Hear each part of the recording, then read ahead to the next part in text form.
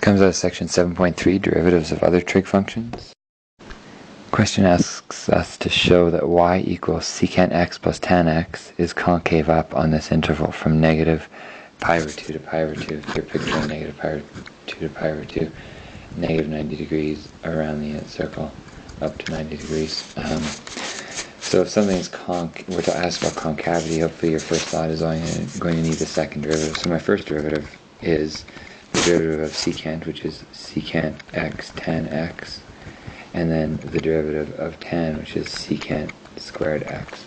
So nothing too hard, those are right off the formula sheet. Second derivative, I do have to do a little bit more work because I have to do a product rule here in the first part and a chain rule in the second part. But so secant x times, pardon me, the derivative of tan, which is secant squared, plus tan x times the derivative of secant, which is secant tan, plus, now the derivative of secant squared is first of all going to be 2 times secant times the derivative of secant, which is secant x tan x.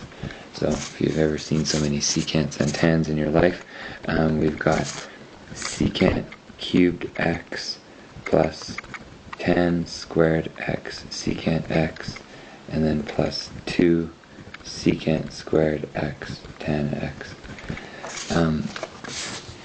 We're asked about concavity here, so we're going to have to try to figure out when this thing is positive or negative, or especially show that it's positive on this interval. The easiest way probably to go about doing that is to start by trying to factor. We're going to have secant x comes out as a common factor, and we're left with secant squared x. I'm going to put this in a different order just to show how I'm going to factor it.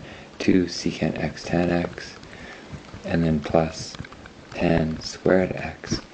Now if you had a squared plus 2ab plus b squared, hopefully you would factor that as a plus b squared, and that's exactly what we've got here. We've got in the brackets secant x plus tan x squared. Now that's beautiful because anything you square is always going to be positive.